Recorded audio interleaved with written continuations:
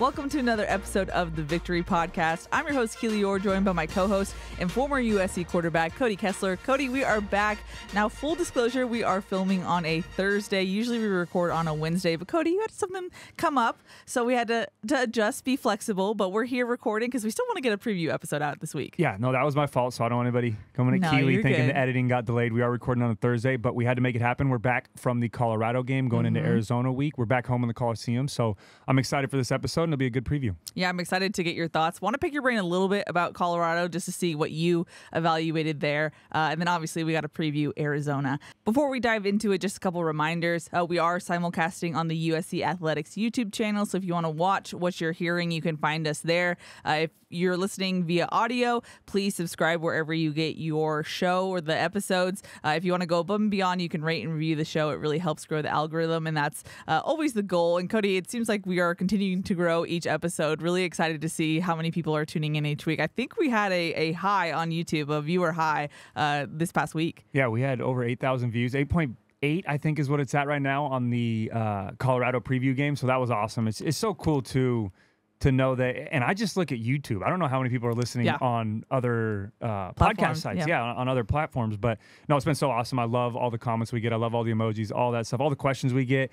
Speaking of questions, little disclaimer. So I did put my Instagram question box out yesterday. For the Cody question segment. Yeah, and I'm a fan of reading every single question. I know that, but I got about 40 of them today, so bear with me. I am going to, and a lot of them are repeats. Yes. A lot of them are about the defense, a lot of them about how the offense can help out the defense. A lot of great questions, but I'm going to pick and choose a little bit here so we're not sitting and listening to me talk for 20 minutes at the end of the episode. Yes.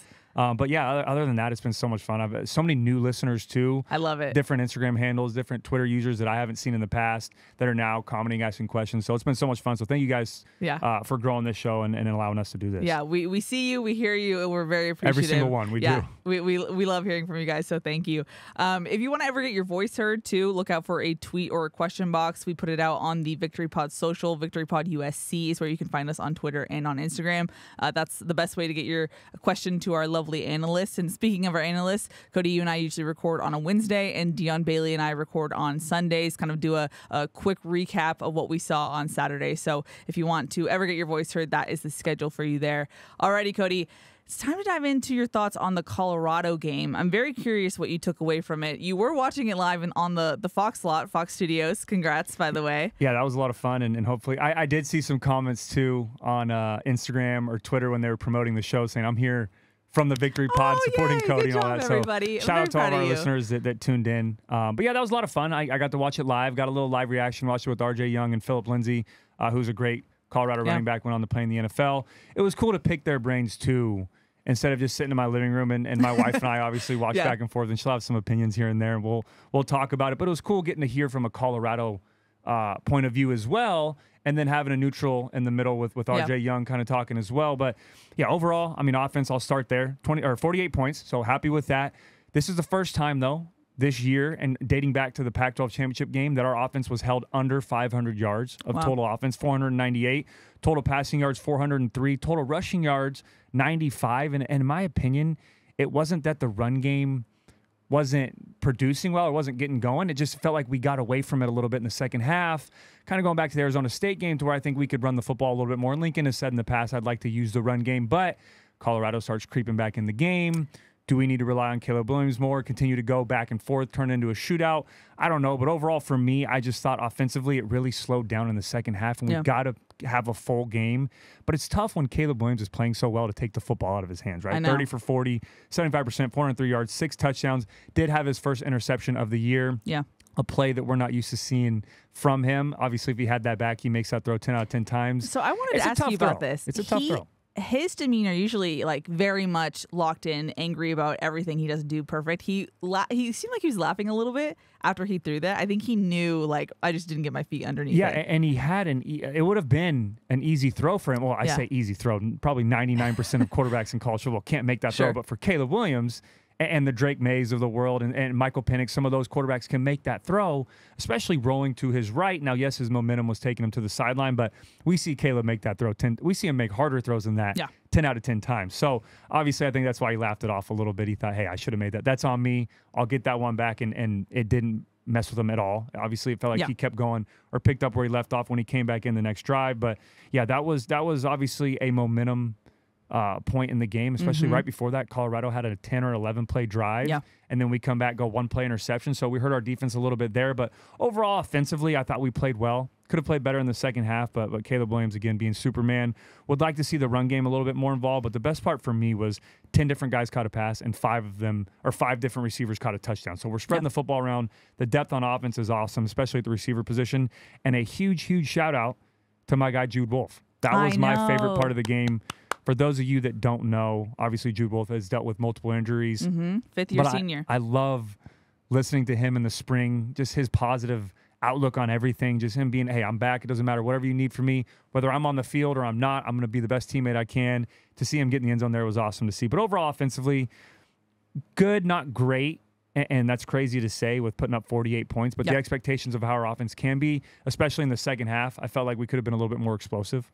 And Riley talked about it on Thursday. Now I can talk about this because we're recording on Thursday. In his Thursday presser, he said he felt like they didn't run the ball well in the second half. He was like, there were holes that we missed. There were mistakes that were made, like a high snap when it would have done well to run the ball. So it seems like not that they necessarily shied away from running the ball, but Riley maybe didn't have as much confidence in the run game in the second half. Yeah, absolutely. And that could have been it. And I think a part of that is Colorado started getting on a hot streak, right? We did so well in the first half of dominating the football game on both sides of the ball. Then in the second half, it got to 41-14. And I felt like, all right, this game's out of reach. If we get a stop here, the starters are out, Caleb's out, all of that. Colorado got a hot streak, right? And and we'll get to the defense in a second, but was it altitude? Was it a little issue of guys getting tired because we played so well in the first half? We played a complete game in the first half. Outside of that Shedeur Sanders touchdown run right before halftime, defensively and offensively, it was awesome. It was flawless. We were rolling. Defense was getting great stops. Offense was flying up and down the field. Special teams, block punt. Yeah, block punt on special teams did well there.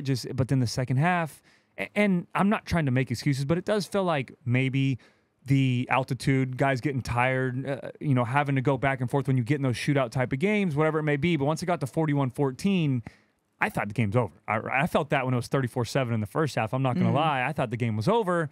Then they get that touchdown run right before half, give them a little bit of life, and you feel like, all right, they have some hope. They feel like they can get back in it. You got the crowd back in it a little bit with that play. Yeah. And then second half, for whatever reason, it just felt like we really outscored 27-14 in the second half, and you can really feel that momentum shift. Yeah. Now, before I know you want to go into the defense, before we do, I just have to say a stat that I learned. Caleb Williams was the first quarterback since Mr. Cody Kessler in 2014 against Notre Dame to throw for 6 touchdowns in a game on Saturday. Yeah. So whenever I hear your name called, I have to be like, hey, that's our podcasting guy. I was ready, and we were watching during the Fox broadcast. I was ready for him to break my 7 touchdown record, and it would have been so funny too because Matt set it or broke it against Colorado. Then I broke it against Colorado. Now Caleb's going to do the same thing, but if they would have scored there, if they would have got another possession, if it would have been a little bit closer, especially clock management wise by Colorado at the end, I could have seen 7, maybe 8 that game if we needed it. I know. And he absolutely could have. He was out there for those drives in the second half to have a 7th or 8th touchdown pass. But, overall. And just before we go to the defense, and a point I want to make here before we get into the defense, I guess this is kind of both sides of it, is, and I made this comment on the Fox broadcast, and then I made it on the postgame radio. I hear other people using it. I don't know if they heard me saying it first. Cody wants his credit. But I want my flowers on this one. And at the end of the Fox broadcast and on the radio, I talked about, is it necessarily our defense struggling? Yes, we had 18 missed tackles. Yes, we'll get into that in a second. But our offense also, right now in the country, is 111th in time of possession, right? And I bring up that stat to lead into saying we are so explosive on offense. I don't want to take away from that, right? We do such a great job. We see so many times where it's 1 play touchdown, 3 plays touchdown, 4 plays touchdown.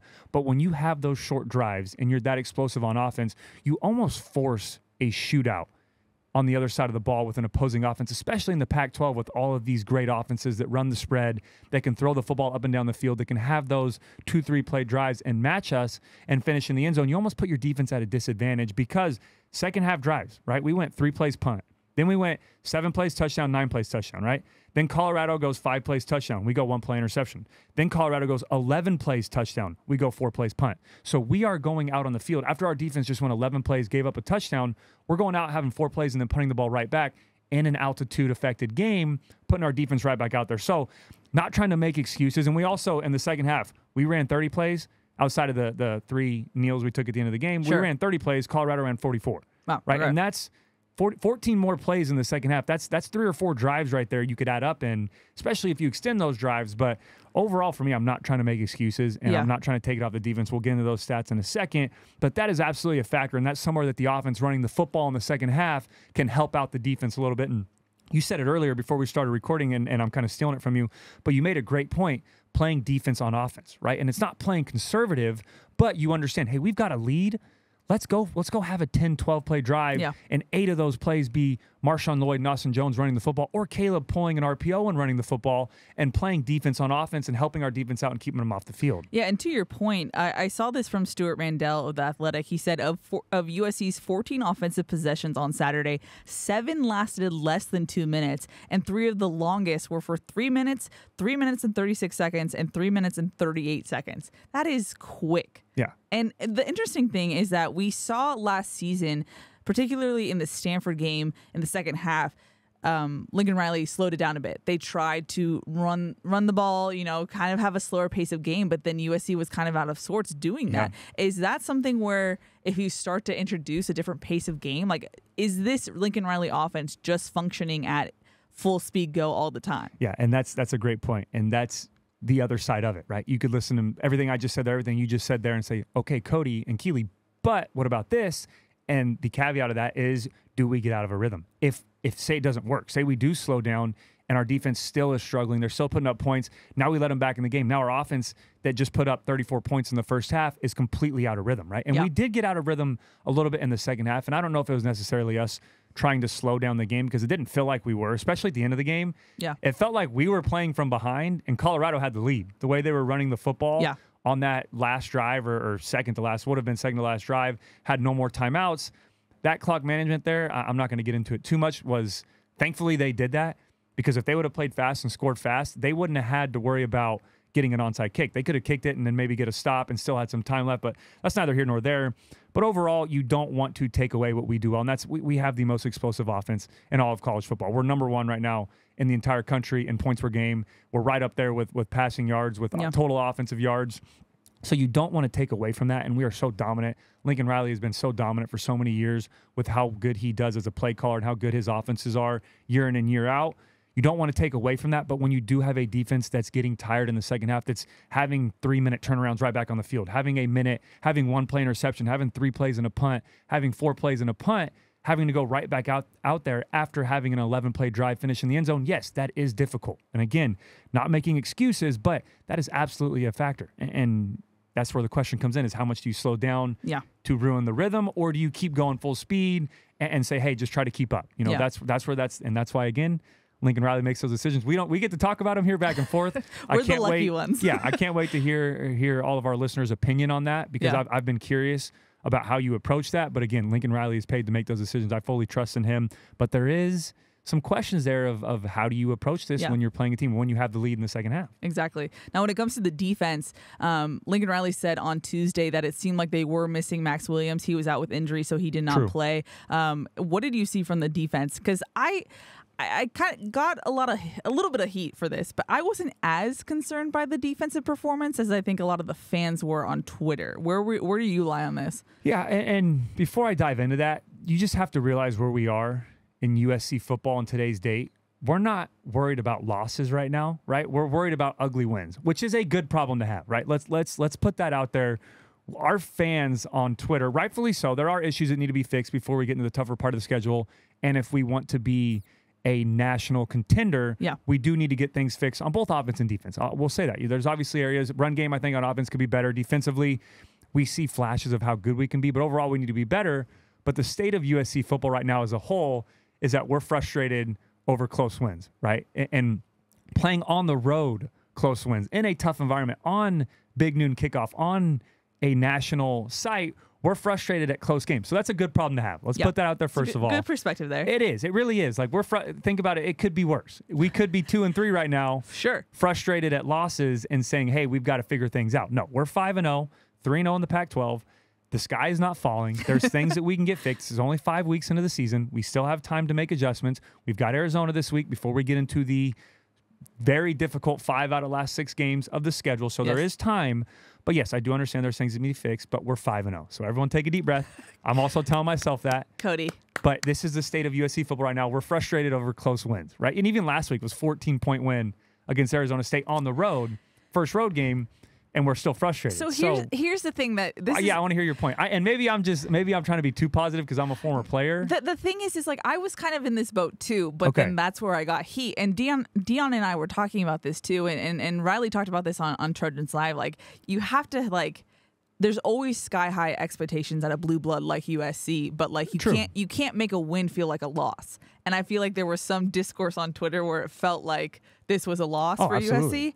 And the thing is like particularly in our roles, like USC didn't lose. There hasn't once there is a loss and there are like problems that we can directly point to they lost the game, I feel like that's when we can go into this is a problem. Obviously, this is not going to work against XYZ opponent. But I feel like right now fans are worried about what the Colorado game, the Arizona State game, how that projects onto other opponents, which I don't think you can necessarily do. That's a great point.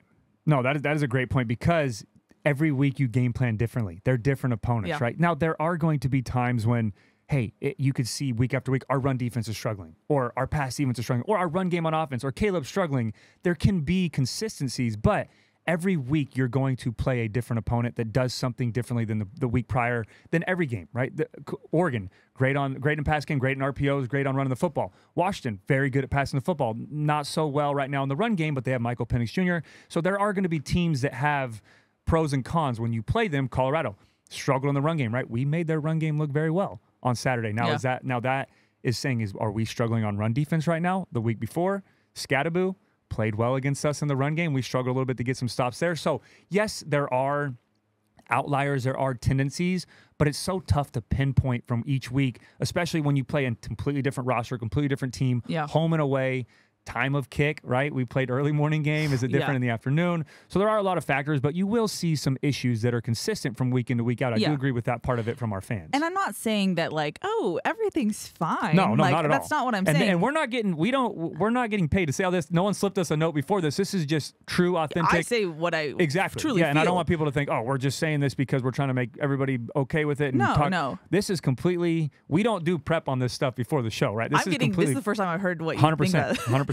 But like I just feel like people are frustrated. I got a tweet like, you're an Angels fan, you should know about this. And it's like yes, but like we haven't seen that yet. Yeah. You know what I mean? Like I feel like if this was maybe year 8 of Lincoln Riley and we know what this looks like, then sure, maybe you can hit the cause for concern button right now in week 5, week 6.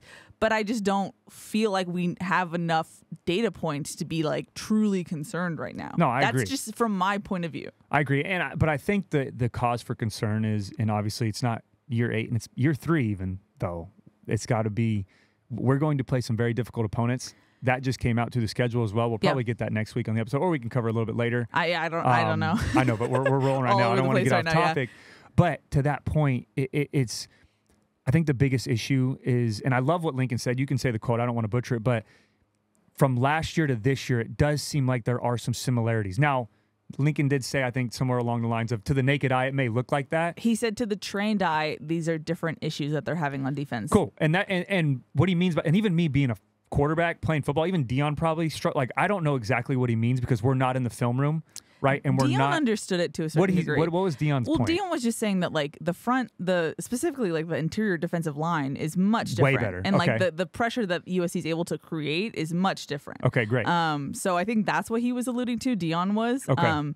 But I mean, again, you guys are I agree with that. Experts. I agree with that. I think the front four has been absolutely dominant. I love the depth we have there. I love the rotation that we're going with right now. I love the playmakers that we have up there. I love the havoc that's created in the backfield, both in pass and in the run game. I do think we allowed them to get out, or Shador get outside the pocket a couple times where we could have collapsed them a little bit better. And I do think there were some plays there where we could have got off the field on 3rd and 4th down in the second half where it was just a little missed tackle or a guy seemed like he was bottled up in the backfield and we allowed a 1-yard run to turn to a 20-yard run, right? There were a couple of those plays.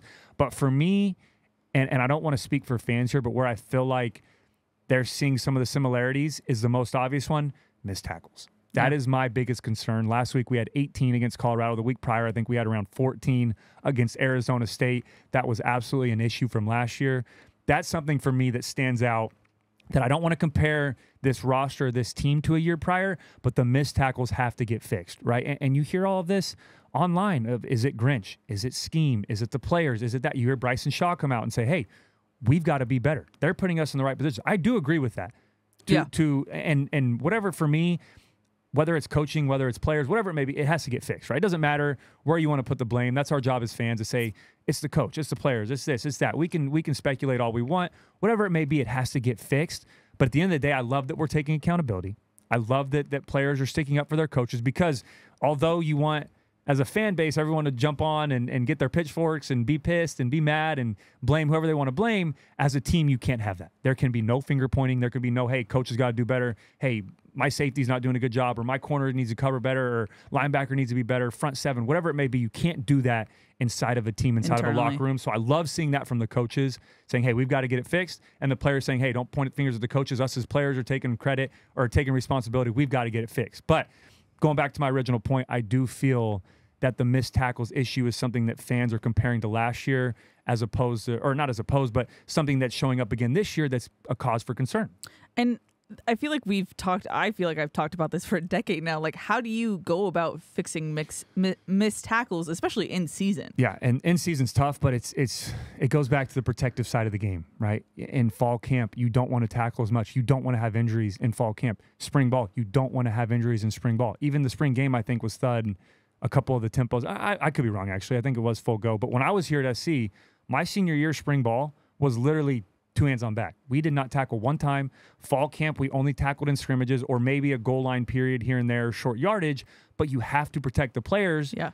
But the fault of that is you're losing opportunities to get better at tackling. Yeah. And mid-season, you're not going to go full go. You're not going to tackle mid-season in practice because you're tackling on Saturdays. You can't have another game on Tuesday, Wednesdays, having guys have 10, 15 tackles, because you're never going to recover. You're never going to be healthy for the following weekend. But I'm with you. I don't know. I don't know how you get that fixed, and I wish I had the magic wand to answer that, but I think it comes with discipline, fundamentals. Now, you can practice fundamentals on a bag, on thud tempo, wrapping up and not going to the ground, but it has to get fixed, in my opinion, and we can't have 18 missed tackles, and 8 of those missed tackles were from the linebacking core.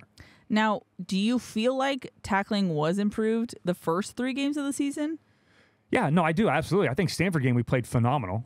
I think we did great. Arizona State, it showed its face a little bit, right? Specifically, that swing pass to Scadaboo on 4th and 9 or 7. Eric Gentry misses a tackle at the sticks to stop him. Then Max Williams misses a tackle as a safety, last line of defense, walk-in touchdown, right? Then we had a couple plays where it felt like a little swing to the right. Bryson Shaw on 3rd and 6 has Scadaboo wrapped up in the backfield, misses a tackle, gives up a first down. There were a couple plays, and it's more prevalent on 3rd and 4th down when it's got to have it situations, right? Or it's a short gain that turns into a 20-yard gain. You're not going to really pay attention too much to missed tackles. Like perimeter stuff too? Yeah, perimeter is an issue, and especially when you get outside of the tackle box and it's one-on-one, right? Everyone's focused on that, right? When it's Bryson Shaw and a running back, when it's Eric Gentry and a running back, when it's Max Williams or Kalen Bullock and a receiver, you're one-on-one hyper-focused on, hey, make this play, because there's not a lot of help around you. Now, if Bear Alexander comes through the line of scrimmage and has a running back wrapped up 4 yards deep, misses them, but then Jamil Muhammad and Anthony Lucas wrap them up for 2 less yards or 2 more yards, whatever, you're not too worried about that, right? Because you think, okay, still loss, tackle for loss. Bear Alexander did a great job of disrupting that. But when you get to the perimeter and it's one-on-one, those tackles where you got to have it, or a big gain's going to happen, or an explosive play, yes, there's a little more focus on that. So, yeah, perimeter-wise, you get a little more heart for that, especially linebacker. Yeah. When D-line does a great job, it's you in the back in the hole, and you miss and they go for 15 or 20. Yeah, that's another factor too. But overall, whatever the issue is, we just have to get that fixed. We can't miss 18 tackles in a football game. I guess my point being, was that not an issue at a certain point this season and has it's reared its head now, or is this a difference in skill level of opponent? Yeah, I mean, I think I'm trying to go back. I'm trying to think. I haven't watched the film. No, you're good. It's a good question. But I guess so. Going back to San Jose State, biggest issue, right, that we had that game. Couple issues in coverage. Couple big plays on 3rd down. You know, showing 2-man, not being accountable for the quarterback, letting Cordero run out of the pocket and picking up 3rd and longs. Spy players in the backfield, whether it was wrapping up Cordero or letting them get loose. Nevada game, I thought we played better. I think man coverage struggled a little bit in that game. Obviously, that first down the sideline, Damani Jackson was a big play there. Stanford, in my opinion, was the most flawless game we played on defense so far. Yes, I know Stanford is struggling. They're one of the lower Power 5 teams in the entire country. They're first-year head coach, got to get better there. But Arizona State, for me, was the first time I can really pinpoint, without going back and watching the film, that missed tackles were an issue. But then it feels like, is that going to be a consistent thing? Because we go from 14 missed tackles against ASU, now we play Colorado, go 18 missed tackles. But the first half, in my opinion, like that's what's frustrating from a fan standpoint, is we showed how good we can be on defense. The first half, we were phenomenal, right? Phenomenal. Outside of that, Shedeur Sanders touchdown run, and again, I wish I don't have the whiteboard here, but that was absolutely a missed assignment, right? We had one guy go in fly motion, and we had safety rotation. Then we had nickel Sam, Jalen Smith. Then we had the Mike, and we had the backside Will all go with the motion. There was no one in the middle of the field. I mean, no one. Shedeur Sanders could have probably walked and gained 10 yards, let alone finish in the end zone for a rush there. And then we did it again. Had another motion or a lineup where they overflowed one side. Everybody goes over there. Then they throw the tight end screen to Michael Harrison. And Bryson Shaw is the only guy backside to make that tackle with 3 blockers, right? You're not going to make that play unless you're Superman and you can get around it. But then we have everybody go with the motion, over covering one side. So, yes, there were some issues there. And I know I'm getting off topic a little bit. I'm sweating now. I'm going. I'm glad we're having Cody, this conversation. But first half, we looked so dominant, right? Outside of a couple plays. And then second half, it falls apart. So I think the most frustrating part for the fan base, for former players, for people watching at home, and not saying the sky is falling, but we see flashes of how good and how dominant this defense can be. We're just ready to see the consistency. We're ready to see it week in and week out, like the Michigans of the world, like the Georgias of the world. I know Georgia struggles a little bit here and there, but teams that are consistently in the college football playoff have dominant defenses week in and week out. I guess that's where I'm like, I need more data before I have a fully formed opinion, solely because you mentioned it. We see the potential. We see what they can do. Whereas I feel like last year's defense, there definitely was a ceiling because of the personnel that USC had. Whereas this year, I feel like we've seen it at certain points. Doesn't that mean that they can theoretically put it together for 4 quarters? Oh, absolutely. And again, it's only week 5. We're going to continue to play better opponents, right? How are we going to play against those? And there are teams that are like that. I said this on the radio show. There are teams that struggle on the road against lesser opponents. And I'm not saying nothing disrespectful, but teams that we should beat. I'll say it that way. There are teams that struggle like that. Or when it seems like the game's handled. Yeah, but they find a way to win the football game. That's what we're doing right now. We're still winning games, but then we go out and play Oregon and Washington and UCLA and Utah and Notre Dame, and we play through the roof, right? There are teams like that. Are we going to be one of those teams where we are dominant and we play up to our opponent and sometimes get a little, I don't want to say complacent because that's a reflection of the coaches. And I know Lincoln Riley and his staff would never be like, all right, game's out of reach, let's get complacent. Yeah. But it did feel like a little bit in the second half, especially when it was 41-14. I don't want to say complacent, but it felt like everyone was like, all right, this game's over. And I felt like that as a fan. You almost felt that through the TV was, all right, let's let the foot off the gas. Everywhere, and it feels like the game's over. The players kind of alluded to that a little bit in their post-game availability. And I saw that from watching the game. I felt like, even in the Fox studios, we're watching the game, and I'm already chirping Philip Lindsay a little bit, like, all right, it's over, man. You're right. We made a bet pregame, too, who's going to wear each other's gear at the end of the show. And I was already like, hey, I got an extra jacket in my backpack for you. I'll go get it right now if you want me to. But it really felt like, hey, 41-14, we're up. This game's over. Colorado can't get anything going, and then in a blink of an eye. I do understand the frustration from fans, but I also, as a former player, understand that, hey, these are things that can get fixed. And you just made a great point of, does it depend on the opponent? Are we going to continue to get better? When we play a different team, are we going to play up to those expectations? And it's just last couple points I want to make. Yes. Before we move on. I know we're talking a lot. This was a big game, though. This was a big indicator. Our probably best opponent of the year so far. Not probably. Our best opponent of the year so far. Before we go into this tough second half of the schedule, but the couple points I want to make that need to get fixed. First is we've got to stop letting one player dominate a football game, right? And I'm not saying it happens every week, but this week, wide receiver Amarion Miller, right? A freshman, 7 catches, 196 yards, and a touchdown. And that was his first action of the entire year, right? He's a freshman, hasn't played. I don't know if he hasn't played, but that was the only stats I could find from him. I could be wrong. I apologize to Amarion if I misspoke here, but I haven't seen any other stats from him, so maybe, okay, we didn't know who he was. But after a while, after the third or fourth catch, I felt like, okay, this guy is their go-to guy, this game. He's dominating the football game. Let's take him out of it. I don't care what we have to do, but we didn't do that, right? We kept playing man. He kept making big plays. He kept hurting us, especially there at the end of the game, finding them in the end zone, allowing him to get loose on a couple third and fourth downs, and then a missed tackle here and there, and he's breaking it down the sideline, right? So we've got to stop letting that happen. And what I mean by that is the week prior, Scattaboo, right? The running back from Arizona State. He had passing yards, had a couple reception yards, scored a touchdown through the air, scored a touchdown through the ground. He was really their entire offense last year. We've got to find a way to take those guys out of the games. Go back to last year. A name I know Trojan fans don't like to hear, but Dalton Kincaid single-handedly dominated that game on the road against Utah. 14 catches, 200-plus yards as a tight end, a touchdown. I mean, we've got to find ways when a player's hurting us to take them out of the game, right? That's my first point. I'll be quick here. And then my other point is, and I know we've talked so much about it, but we've got to see a little bit more production and stability at the linebacker position. Now, how that happens, I don't know. I have these stats. Mason Cobb played 86 plays. Great game by Mason Cobb, in my opinion. 13 tackles, team high, 2 tackles for loss, 1 pass defense. He played well. The next one in line was Tackett Curtis, 57 plays, right? I'm a huge fan of Tackett Curtis, but played 57 snaps, only had 3 tackles the entire game, right? Had no other stats outside of that, only 3 tackles the entire game. Got to see a little more production there. And then next in line was Rajon Davis with 33 plays, and then Eric Gentry, only 9 plays, right? So yes, it is a good problem to have, having that many good players at the linebacker position, rotating all of them, but there has to be more consistency, and there's got to be better production in that area. And I know they'll look at the tape, and Mason Cobb being a leader will say, hey, I'm the first one to say it, we've got to be better.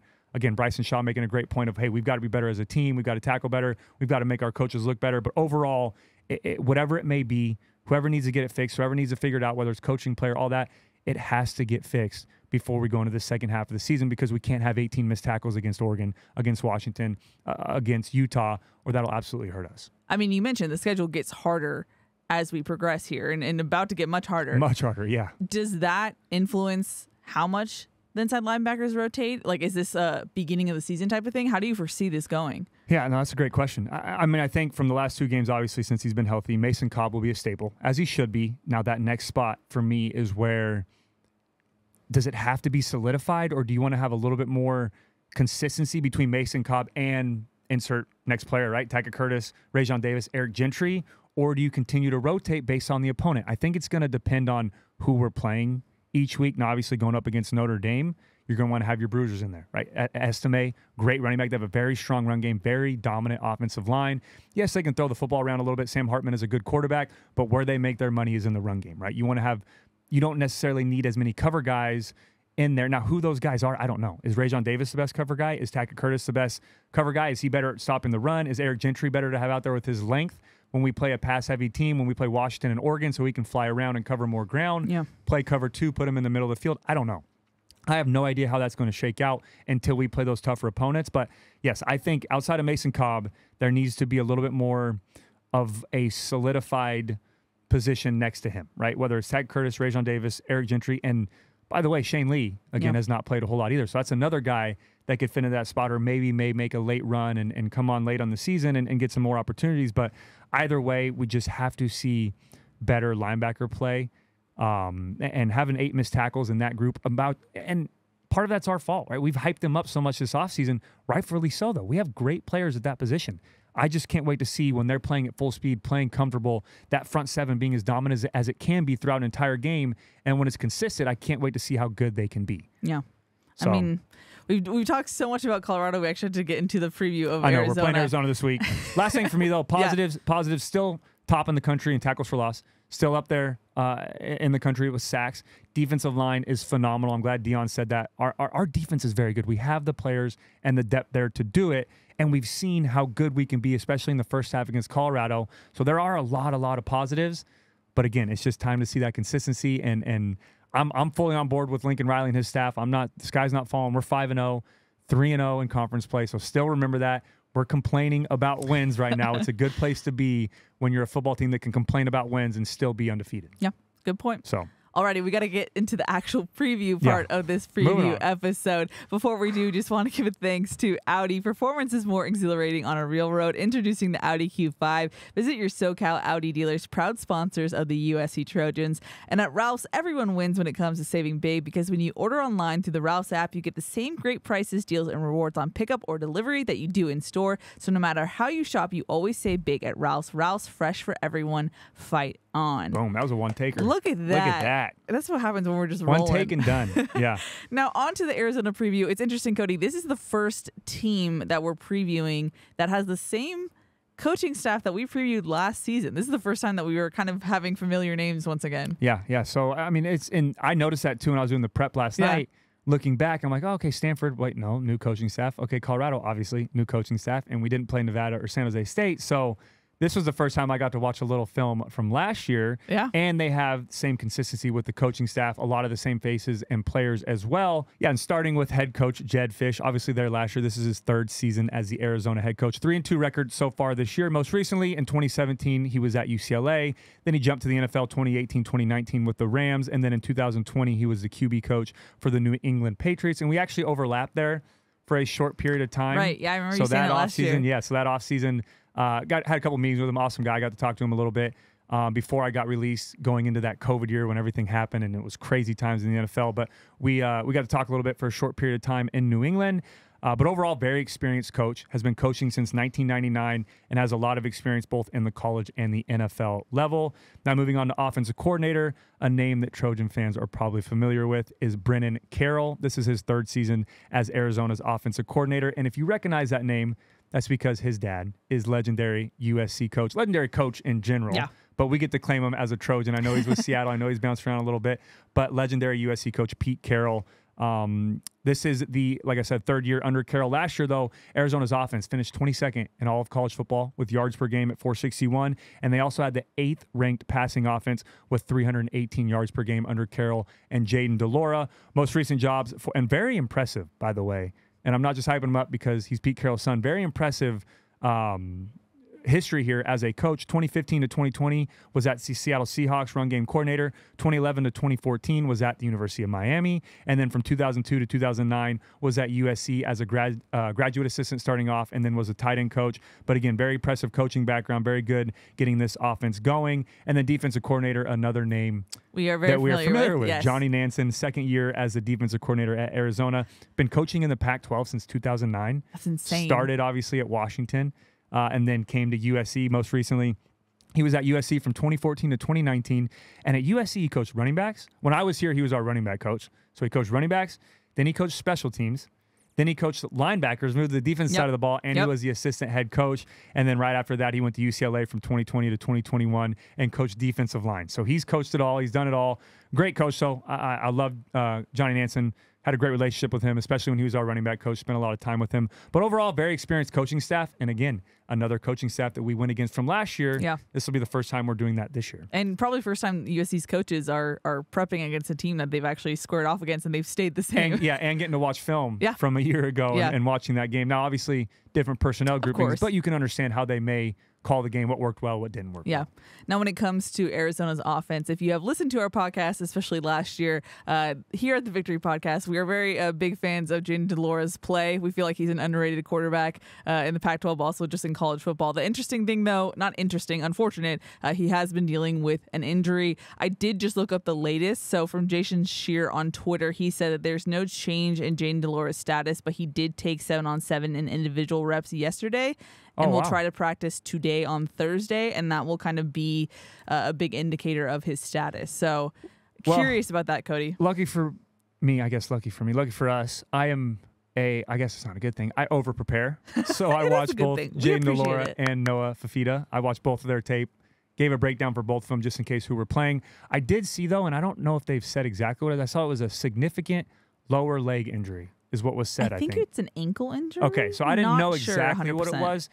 But that's also a factor of if it's knee, ankle, how well can you play? Because a big part of his game is being elusive, playing like Caleb does, being able to extend plays outside of the pocket, which is opposite of what Fafita does, but I'm getting far ahead here. Let's go to the stats first. Again, if this is your first time listening, I kind of give a breakdown of their stats, where they rank in the country, who their key players are, and then Keely and I go back and forth about their overall offense.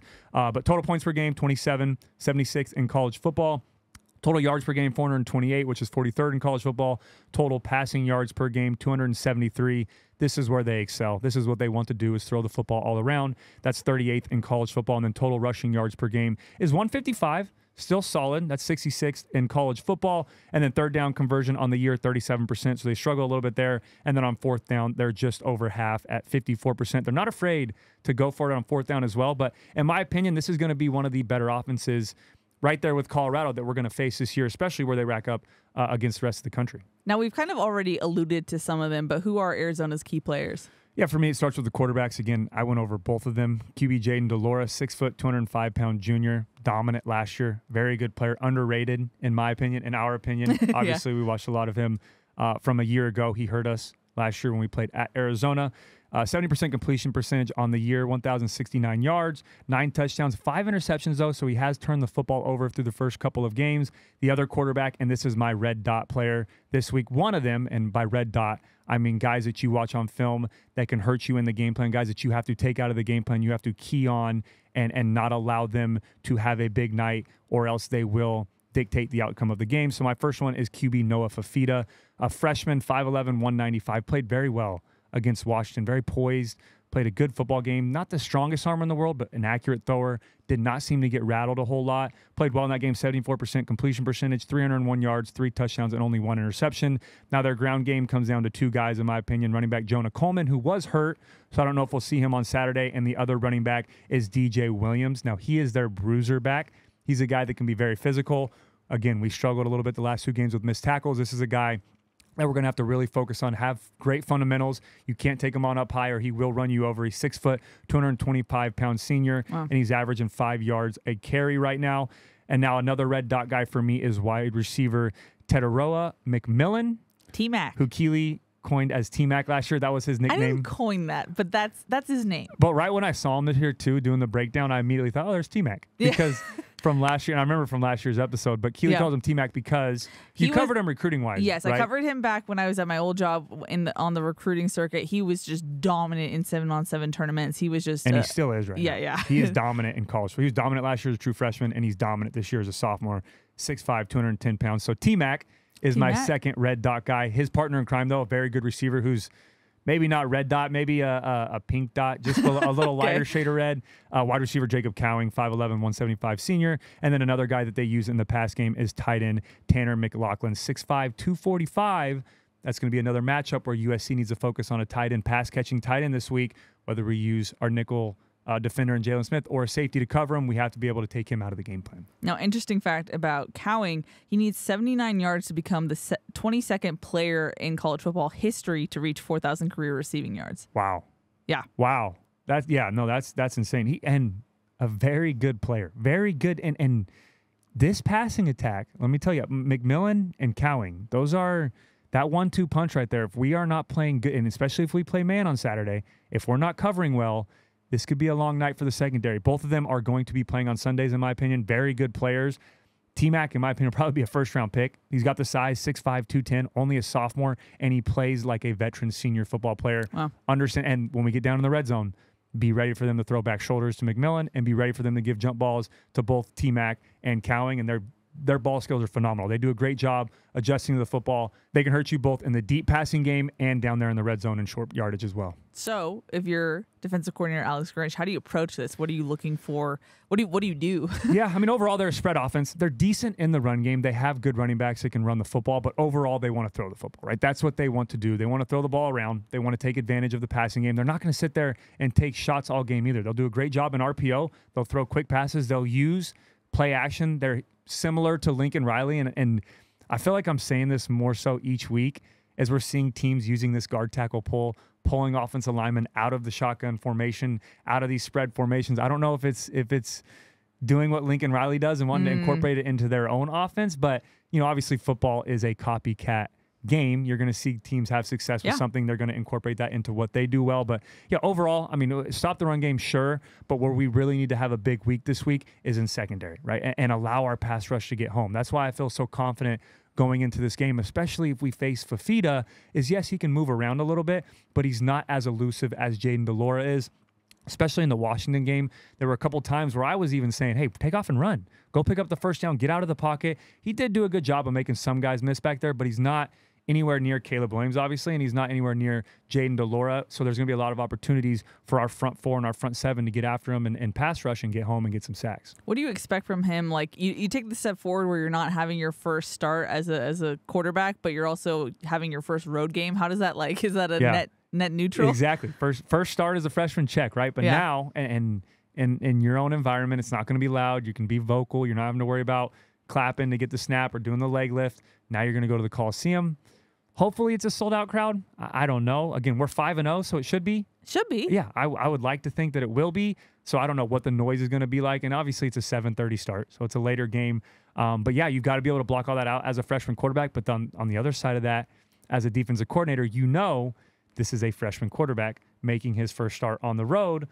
Relentless pressure. Let's get after him all night. Let's make him uncomfortable, and let's make him force some throws. Alrighty, any other thoughts about Arizona's offense before we move on to their defense? Yeah, I mean, overall, again, they're going to be a spread offense. They will get under center a couple times. When you get in the red zone, they will get in some power formations, multiple tight end looks. But overall, we just have to be disciplined in the pass game. That's where it all starts and finishes, and especially in play action. Fafita did a great job of really selling fakes and having wide open tight ends over the middle, having some of those pop passes. And Brennan Carroll does a great job, like Lincoln Riley, of calling some unique plays, right? They had a game against Washington, fake the screen to the left, fake the screen to the right, and then hit a pop pass to the tight end over the middle. So they will show you a lot of different looks, use motion. We struggled last week, and we've struggled a little bit all year. I don't want to say all year long, but we struggled at times this year with motion, with different formation, different looks. So I would expect to see Arizona do that. And Brennan Carroll is a very good offensive coordinator. So it's all going to be about game plan, but also how we make those adjustments as the game goes on. Makes sense. Now, when it comes to Arizona's defense, the story so far this season is that statistically their defense is doing better in year 2 under Johnny Nansen compared to year 1. Yeah, absolutely. You've seen jumps in all categories. Only giving up 19 points per game, which is 34th in college football. 346 yards per game, which is 51st in college football. Allowing 248 pass yards per game. That's where they struggle, in my opinion, a little bit, is in the secondary, which is 96th in college football. But run game, they have been very good. Their front 7, their front 4 have been very dominant. They're only going to be a 4-man or a 4-down look, but they love stacking the box. They love bringing a safety down in the box as well. They're only giving up 90 yards or 98 yards a game on the ground, which is 22nd in all of college football. And they've been good on 3rd and 4th down as well, holding opponents to 39% on 3rd down and 42% on 4th down. Now, when it comes to their key players on defense, have they return players from year 1? Is that part of the reason why they're doing better year 2? Yeah, there's a couple guys returning. There's also a lot of transfer guys, so everybody's doing it, right? It's state of college football. Yeah, it's tough to be consistent with players there, especially starters. But I've got a couple red dot guys this week, actually 3 on the defensive side of the ball. The first one for me is linebacker Jacob Manu, 5'11", 225-pound sophomore, 47 tackles, leads the team. The next closest is 31, so he's their tackler. He's all over the field. Also has 3 sacks on the year, so they're not afraid to allow him to get after the quarterback. The other red dot guy for me is safety Dalton Johnson, 5'11", 200-pound sophomore, 31 tackles, 1 sack, 1 pass defense, and 3 forced fumbles. Does a great job punching the football out. You know, the Charles Tillman, the Peanut Tillman punch. Does a great job of being forceful there and getting the ball out. A couple other players that stood out to me is linebacker Justin Flo, 30 tackles on the year. Their other safety, Gunnar Maldonado, very good player, a junior. And then their best corner, in my opinion, is Ephesians Prysock. I apologize if I mispronounced that. Why does that sound so familiar? He's 6'4", 190 pounds as a corner, and a very good cover corner at that size. Yes, their secondary struggles a little bit, but he does a great job in man-to-man. He can move very well for his size. 22 tackles, 3 pass defenses. But the other red dot guy for me is their sack leader, linebacker, rush, edge type player, Taylor Upshaw, 6'5", 270 pounds, does a great job of coming off the edge. Only 9 tackles, but has 4.5 sacks, which leads the team, and a forced fumble. Again, not a guy that's going to jump off the stat sheet as a defensive lineman or as an edge rusher, but he does a great job of creating havoc in the backfield and getting after the quarterback. Now, when it comes to how Arizona is going to approach USC, how much do you factor in what we saw them do against Washington? Because basically I've been asking USC's coaches and players this week, and what they're saying is like they basically took away the explosive play 100%. and made them basically dink and dunk down the field. Literally, my first note was they did a great job against Washington because what Washington does so well is they're explosive, right? Those huge take the top off the defense, throw the deep ball, allow these NFL-type receivers, allow Michael Penix Jr., who's one of the best quarterbacks in all of college football, to just hit home run shot after home run shot. Arizona did not allow that to happen. They did a great job they played 4 down front. They played a little 3 down, but they dropped 8 a good amount of times, and they played deep, right? They would still go 1 high at times, but they would keep everything in front of them, which over time will add up. Yes, you're going to give up a couple plays here and there, but Washington only had, I think, 1 or 2 chunk plays in the pass game all night long. And Arizona State, I keep saying State, Arizona did a good job of keeping everything in front of them. And if you look at it, it's Washington's lowest total yardage on offense so far this season. Yeah, they did a great job. Now, where they struggle, though, in my opinion, and which is something that we've consistently seen, and just it makes me think how tough it is as a defense to defend RPOs. But they did struggle with RPOs, which obviously is not taking shots downfield. That's quick zone read with the running back and the quarterback, then have an opportunity to kick it out. And Washington almost embraced that. It seemed like throughout the game, they thought, okay, they're going to take away the deep shots. They're not going to play a ton of man.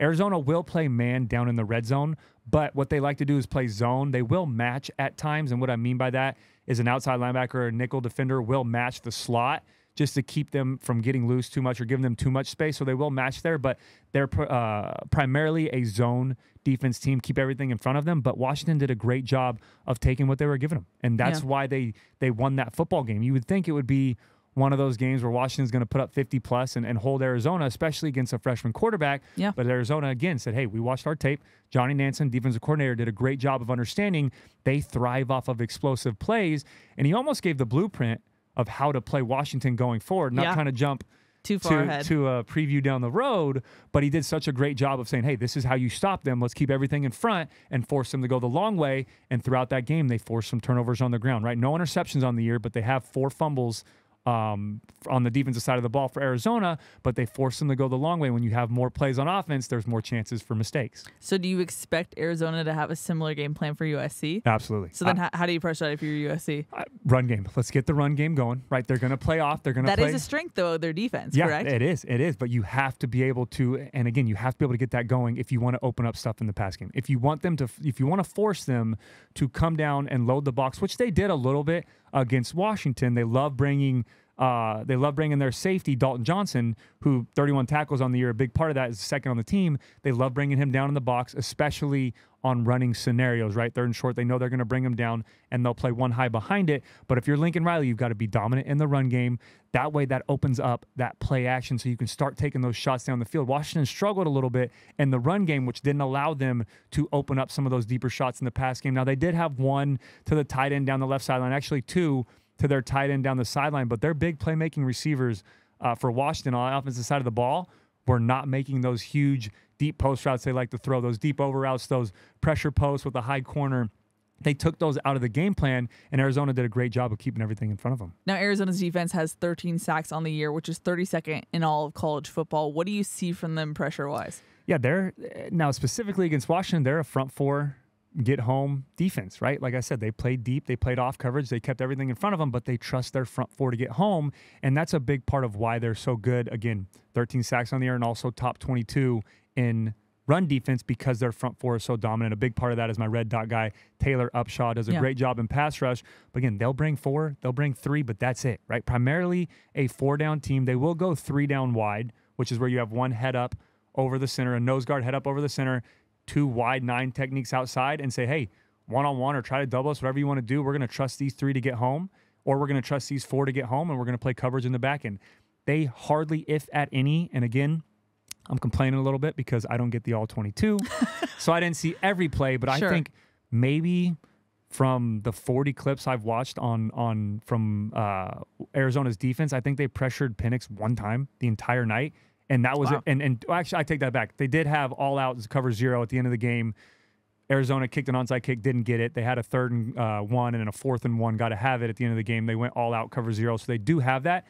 But their base game plan throughout the entire night we're only going to rush 3, we're only going to rush 4, and we're going to keep everything in front of us. They did not bring a lot of pressure, so they do a good job of allowing those guys to get home, but I would not expect a ton of blitz on Caleb Williams. Now, in my opinion, Caleb's more elusive than Michael Penix Jr., the most elusive quarterback in all of college football.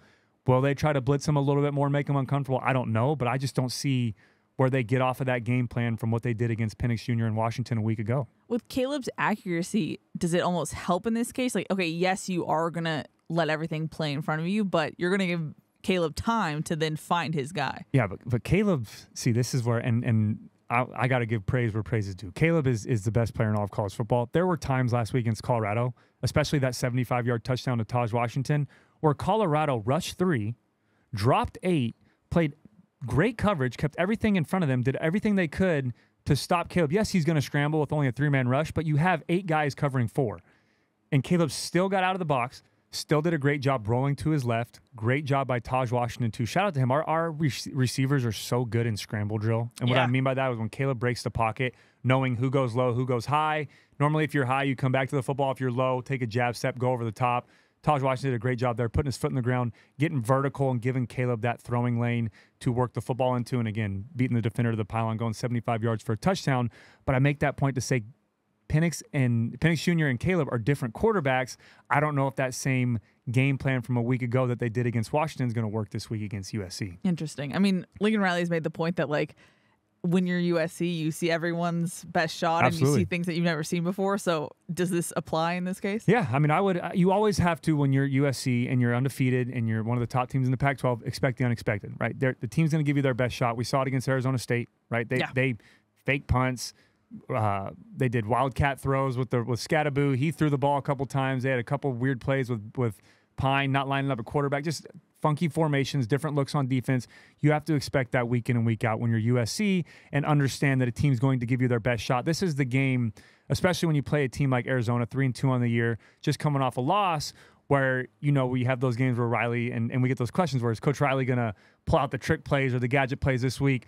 When teams play USC, that is their trick or gadget play week to pull out everything they have. Well, to your point, Caleb Williams was talking about that sack that he had. That was just, I don't think we've ever seen him get sacked as directly as he did against Colorado. Oh, with the corner pressure? Yes. Yeah. He said Colorado had only shown that once this season. One time. Boundary DB pressure. Yeah. And that was huge shout out to Caleb for holding on to that football too, because the slow-mo, I don't know how he held on to that. I know. But an even bigger shout out jumping up, taking that hit and hopping right back up shows more to your teammates than it does for you scrambling and throwing a 75-yard touchdown, in my opinion. So really? Okay. That's where you take that next step as Caleb. But yeah, that was, again, got to expect those unexpected plays, right? Mm-hmm. Corner cat, boundary pressure. We call corner cat is the cornerback bringing that pressure from the boundary. You haven't seen it, and you could tell Caleb wasn't even looking at it, and it was from his front side. Yeah, it looked like a blindside hit. Yeah, and almost it did because, hey, I'm in the boundary. I don't have to worry about corner pressure. They've done it once, if at all, this entire year, but as a USC player, your antenna's got to go up and expect some of those unique looks. Well, on that note, Cody, it's time for the USC Pharmacy prescription to win. We got to get into the keys to the game for USC against Arizona. First up, pressure Arizona's quarterback relentlessly. Yeah, freshman quarterback Noah Fafita made his first college start last week at Arizona at home in a controlled environment. But now, assuming that he starts on Saturday, this will be his first road game experience. What you want to do with a young quarterback is get relentless pressure on him all night, force him to be uncomfortable, and force him to make mistakes, and give USC's secondary a chance to make a play on the football. Now, the second key to the game, take away the Wildcats' options at receiver. Yeah, Arizona will run the football with Jonah Coleman and DJ Williams, but who they really want to get the ball to on the offensive side is wide receiver Teteroa McMillan and wide receiver Jacob Cowing, two of the better receivers in all of the Pac-12. These guys had a great game against Washington on Saturday night, and if USC does not do a good job in the secondary of covering both these guys, they can make it a long night for this USC defense. Now, the third and final key to the game is actually for USC's offense. Continue to have a balanced and explosive attack.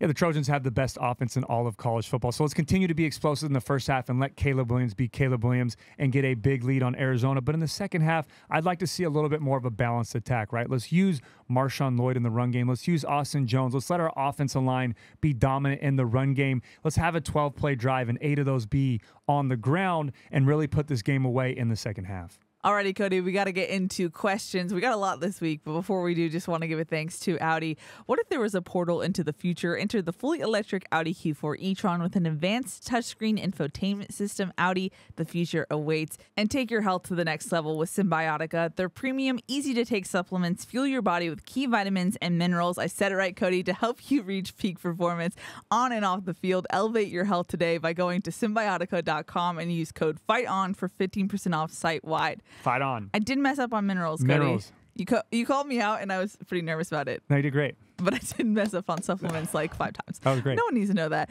Alrighty, let's go into questions. First one is from Reg, who says, will there be a focus on establishing the run this game? Yeah, I'd like to see that, right? Let's establish a run. Let's take away what Arizona did so well against Washington last week was keep everything in front of them, play deep, play in coverage, establish a run game with Marshawn Lloyd, establish a run game with Austin Jones, force Arizona to come up and play heavy in the box, and then we can throw the football over their head. John said, is it difficult or how difficult is it to prepare for 2 different quarterbacks? Riley said they're somewhat similar. Yeah, I think we did. We had the same question against Arizona State, right? When we had a couple guys with injuries, didn't know if Drew Pine was going to play or if any of the other quarterbacks were going to play. I will say this, I think Jaden DeLora is more elusive than Noah Fafita, but they are similar size, what their strengths are throwing the football. I do think that, like I said, DeLora is a little bit more elusive in the pocket, but overall, you don't change too much, right? You don't want to put in 2 different game plans and confuse your defense even more. You prepare for one, have a little bit of a different answer for another, and then whoever's out there, you can make adjustments on the field. And we got a question from someone whose name was not put in the Google Doc, so I apologize. They said, do you feel that Lincoln Riley is holding back to not run up the score, or is our offense maxing out at its potential each game and unable to score more? Well, I think previous games, he was holding back to not run up the score. Obviously, against Stanford, I think we could have put up probably 100 that game. And in San Jose State, Nevada, kind of the same story. These last 2 games on the road, though, yes, second half, in my opinion, we slowed up a little bit. Now, I think there's 2 parts to that. One is playing with the lead, right? And we've said that earlier on the show is, do we want to see a more conservative offense to help our defense get more of a rest, to not have those quick plays or those quick drives and put the defense right back out there, but you also don't want to get out of a rhythm. I think at the end of the day, Lincoln doesn't think too much about that. He just thinks, hey, let's put up points on offense, let's be successful, and let's find a way to win the football game however we have to. Pete said, why wasn't the run game working against Colorado? It's tough when I wouldn't say as much as the run game wasn't working. And obviously, Coach Riley said that it was tough to get it going in the second half. But in my opinion, I think that's because of how much success we're having throwing the football.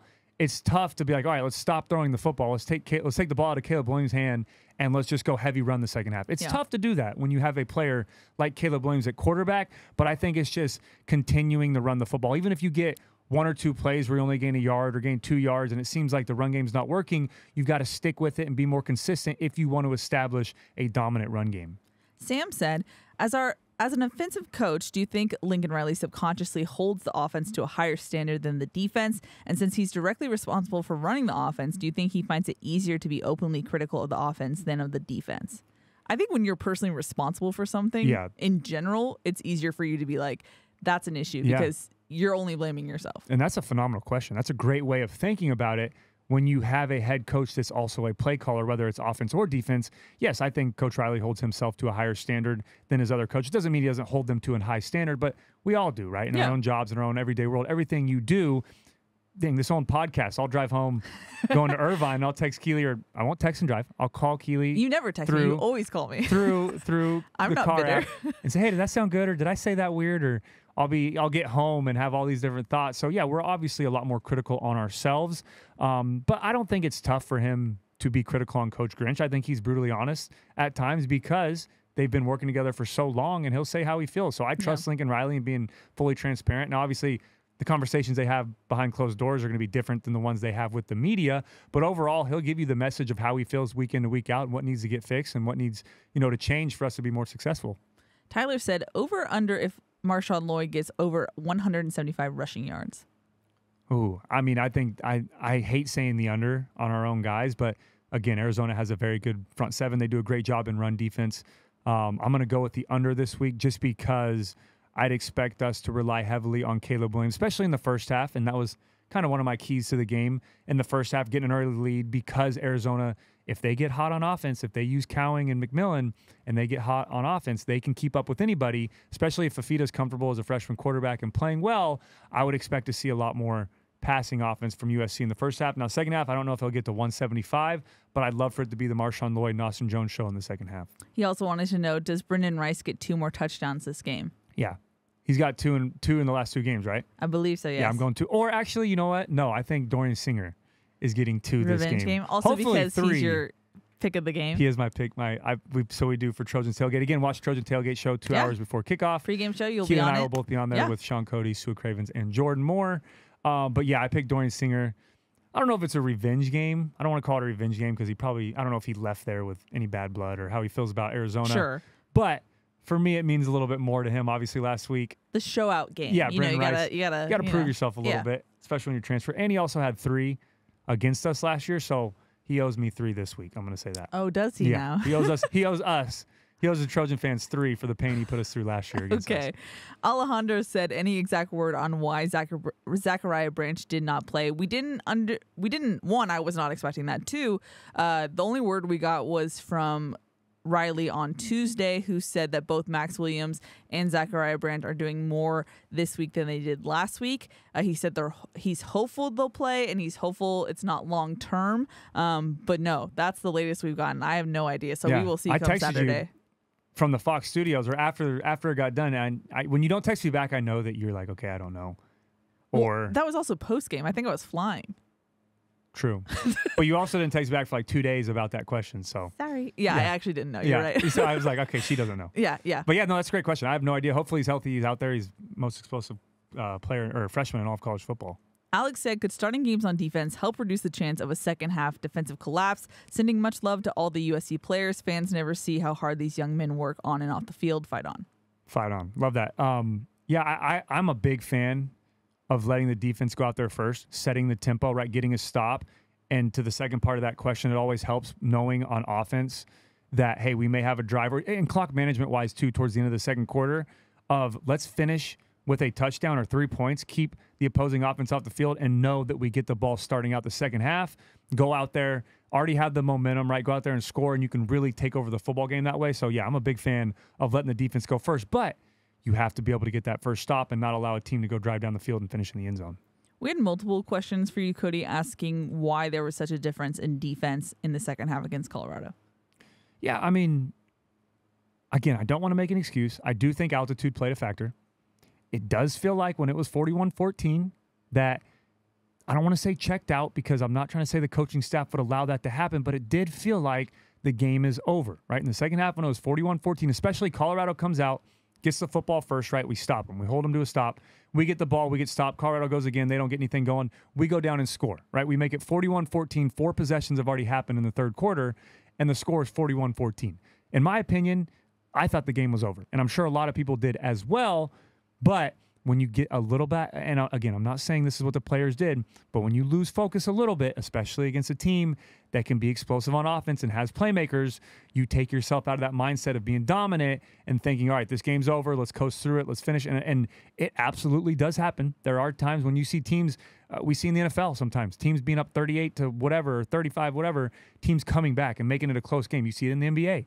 Teams up by 20 or 30, and you kind of get a little lackadaisical and you let off a little bit, teams come back, right? Once you get into momentum in football or in any sport, that is a real thing. Once you get into momentum, it's tough to get out of that, and it's tough to stop a team, especially when they're at home. So, in my opinion, I think one would be getting tired, the altitude, the early kickoff, some of those were a factor. And also, I think we let up a little bit and got a little complacent, feeling like the game was over and the game was out of hand. Terry said, is it the use of poor defensive schemes or poor play by the players causing the defensive issues? It's tough. When you watch the film, again, there was a play, and I talked about it earlier, when we had one guy go in motion, or Colorado had one player go in motion. We had 4 defenders cover that one guy. In my opinion, I don't think Coach Grinch would ever teach that. I know Coach Grinch wouldn't teach that.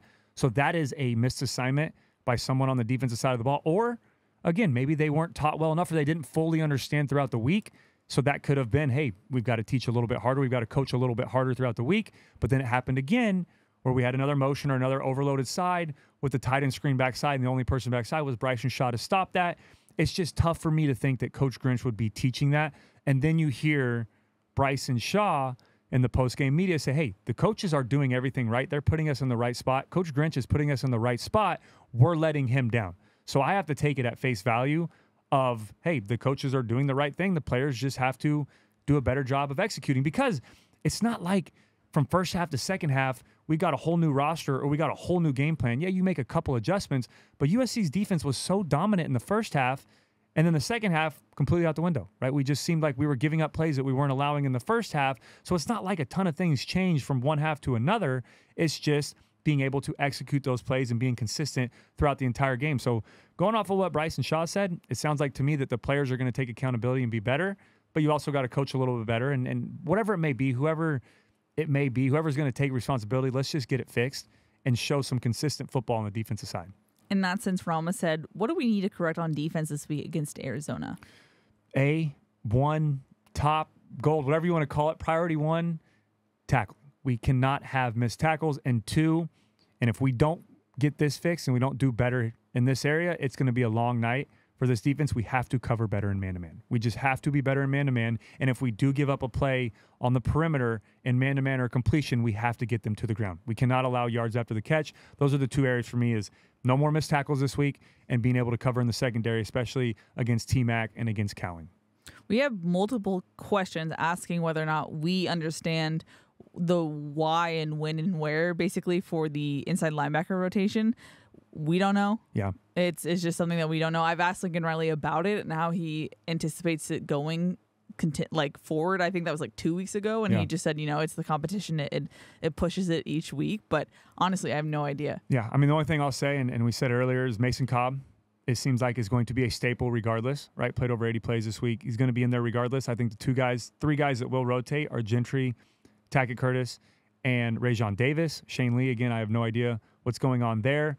But overall, will guys continue to rotate? Yes. But I think, again, it matters who we're playing, right? If we're playing a pass-heavy offense who's going to throw the ball 80-20, I would expect to see Eric Gentry out there who's longer, who we can use him more in coverage, playing zone, playing man, has a little bit more length, can cover sideline to sideline. If it's a bruiser football team, a team that's going to run downhill, I wouldn't be surprised to see more Rajon Davis or to see more Tackett Curtis. So, again, I think it depends obviously on who's playing well, but also who the opponent is each week. Now, this next question is, I think, where a lot of the panic or frustration comes from USC fans. Robert said, can USC's defense prove to the nation that they're decent enough to compete for a national title? And in his comment, he talked about, quote-unquote, wasting Caleb Williams. Yeah, I do. I think there's still time to get better. Again, we're 5-0 right now, 3-0 in Pac-12 play. We're winning football games. And when it comes to wasting Caleb Williams or making that comment, well, Caleb Williams, you're not wasting him. He gives you a chance to win every single football game, every single week, depending on who you're playing. Do some games he has to be Superman? Sure, that's fine, but that's why he's the reigning Heisman Trophy winner, and that's why Lincoln Riley and Caleb Williams are so good together, because they know each other's strengths and they work well together, and Caleb continues to improve week in and week out. Now, defensively, yes, can we keep getting better? Can we continue to get better? Can we fix the missed tackles? Can we hold opponents to a lower score so we don't have to get in these shootouts? Sure, but it's tough for me to answer that question right now, is can we be a national contender until we play a national contender, right? Now, we'd like to see a little bit of a better job on defense against Arizona State. We'd like to see a little bit of a better job against Colorado, but we had flashes of that, right? We finished the game very strong against Arizona State in the fourth quarter, had a great defensive performance there, and then played great against Colorado in the first half. Really, for 2 quarters and a half, played great on defense against Colorado. But where I'll really have the answer to that question is when we play Notre Dame, when we play Oregon, when we play Washington, teams that are national contenders, and see how we play against them. That Daddy Manny said, can we all just enjoy the fact that we are 5-0 and that we have Lincoln Riley as our coach?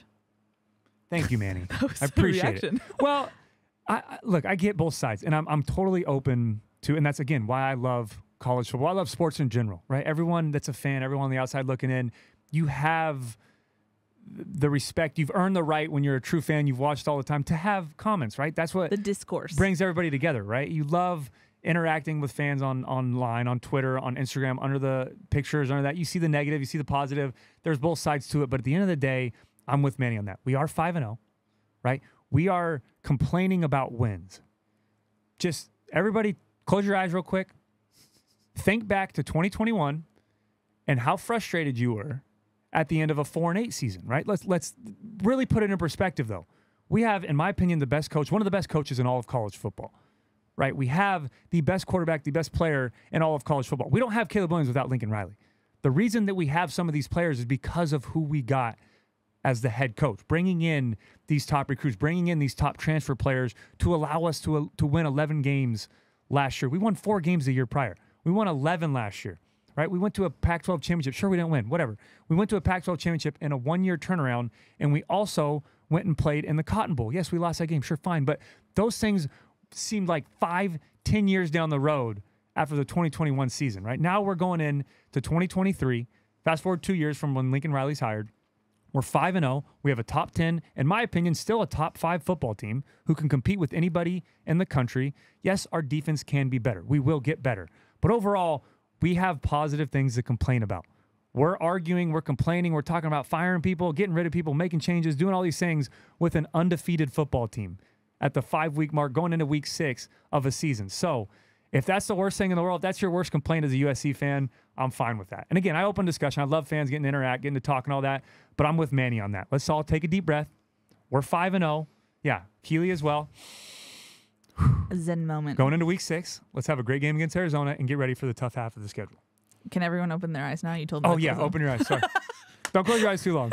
If you're driving, yeah, please. If you're listening audio-wise, don't close your eyes. I'm sorry. But we're going to get notes. But again, I just flashback. Think back to that, how you felt. How you feel now is yes, we're frustrated at times with the defense. We're frustrated with different things here and there. We want the run game to be a little better. Those are all fine. You can complain. You're a fan. You get to do that. But think about how frustrated and the complaints that you had in the 2021 season, right? At the end of that year. So it could be worse, I guess. I guess what I'm saying here. You're bringing some perspective. Perspective. There you go. Yes. Yeah. And I'm a former player. I love USC football just as much as all the fans do. I get going a little bit about them. I'm going to defend my Trojans. I love passionate Cody. Yeah. It's fun when it comes out. It's a fun episode, though. I'm loving this episode. We got a question from Chad who said, do you think USC needs to make a quote-unquote statement win this week, given the second half performance last week and how close Arizona kept the game against Washington last week? Now, Riley has been asked this multiple times, like last year, this year, and his whole thing is, as long as we keep winning, it will sort itself out. Who cares? I'm with that. And here's the thing, too, that I think about. Like, I wonder, because you and I have to look back at games at a certain level of depth, and I think that average fans don't have time to do or don't want to, understandably. But I feel like the expectations that fans have placed on this team this year, they would have been really upset about Colorado game last year or the Cal game last year, which they weren't as much because the expectations weren't set. Does that make sense? Yeah, no, that's a good point. And that was something that, and I didn't get to ask Coach Riley on Trojans Live, the first episode that I did, but one of my questions I had was if we had more time to ask him was, what's the different feeling like of coming in year one, not knowing what to expect? Obviously, a ton of optimism with you taking over as head coach, but now year 2, having a target on your back and having expectations. What's the feeling like in the locker room and the coaching staff in the meeting room, knowing you have those expectations? But yeah, I mean, it happens everywhere, right? Going back to, do we need a statement win? I'm with Coach Riley. If we keep winning, who cares what it looks like, right? And none of these rankings matter until the college football playoff rankings come out. Was the sky falling last week when Georgia barely snuck out a win against Auburn? I mean, was the sky falling? Probably in Athens. But for them. But from us on the outside looking in, you don't. Yeah, I mean, you may think, okay, they may drop a spot or two, but you're not really super focused on that, right? So the rest of the country isn't thinking I see that. Your point. But then you see Arizona plays Washington, only wins by 1 score. If Arizona gets that onside kick, and you could say the same about us last week, but if Arizona gets that onside kick, their offense was rolling. They could have tied that game. Washington is in a top 4 spot for a lot of these analysts, for a lot of these rankings around the country. A lot of people think Washington's a top 4 team. Is the sky falling over there at Washington right now at UW? Maybe. For them, maybe, but from outside, you get what I'm saying, though? Yes, nice, I do. It's going to happen. You're going to have, my point is being that you're going to see teams around the country have these games. Florida State is a top 4, top 3 team. They struggled heavily. Probably should have lost that game against Boston College a couple weeks ago on the road, right? So those games are going to happen. You can't think that the sky is falling. Where you have issues with, or where you can have conversations within those games is glaring issues, right? Missed tackles for me the last 2 weeks. That's a fair conversation to have. We've got to be better at missed tackles.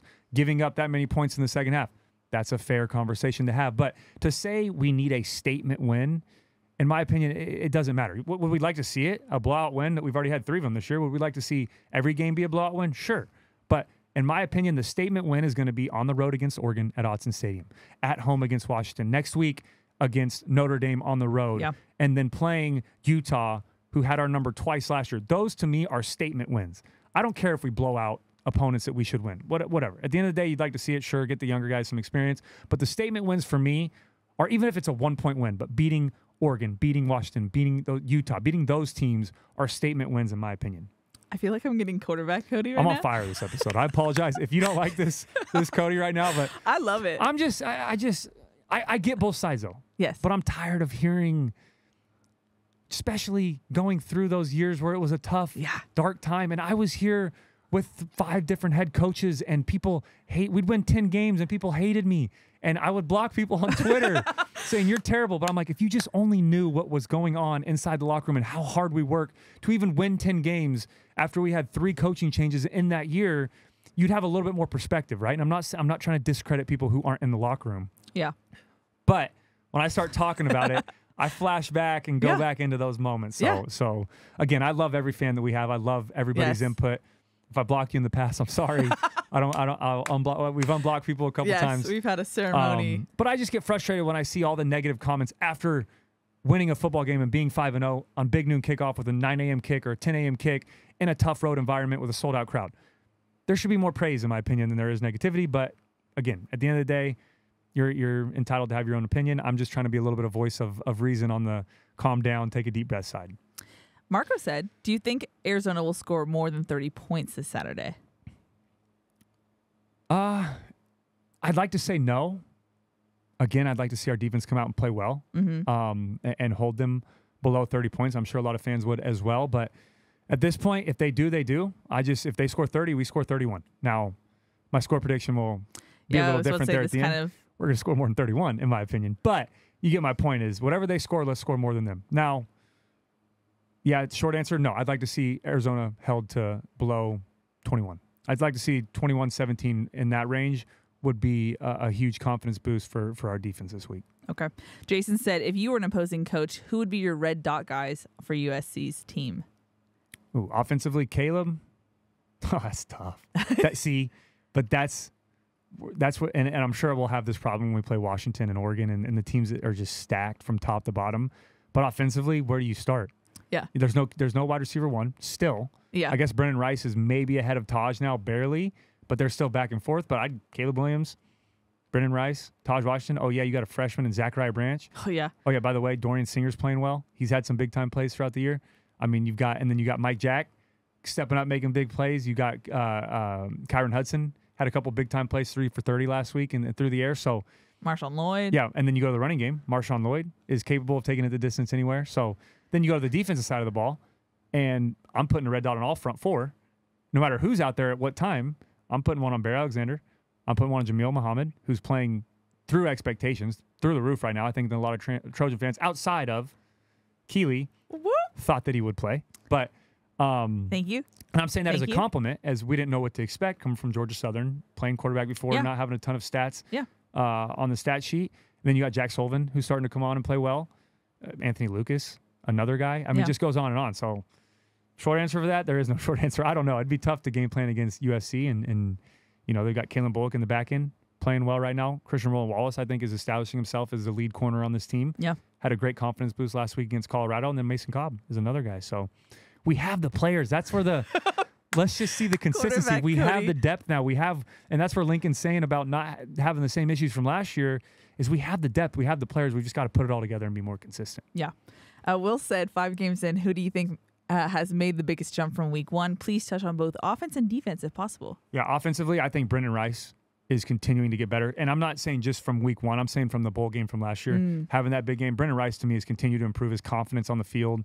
Just keeps getting better. Even the games that he doesn't have huge stats, he seems like he's made. I think he scored in, I don't want to say every game. I could be wrong. He's had there's a stat there that I'm not remembering right now. No, he's scored every game. I'm going back to the Cotton Bowl. Yes.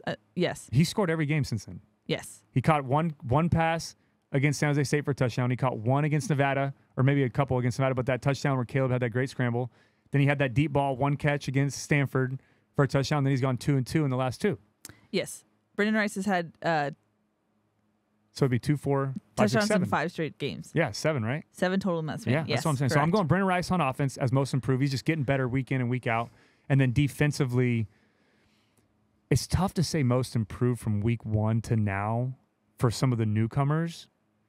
Yeah. You know what? No, I'll say what I just said. I think Christian Wallace. I think he's really, really improving, getting more confidence, getting more comfortable in Coach Grinch's scheme. Experience, like playing time, meaning. And it's, to his advantage. Yeah. He's been a captain before at Arizona. He's been a 3-year starter. Yeah. So it's easier for him to get in a role. But I'm going to say, Christian Wallace on defense and then Brennan Rice on offense. Nacho wanted to know, Cody, you're an offensive mind. How would you help this defense if you were a coach?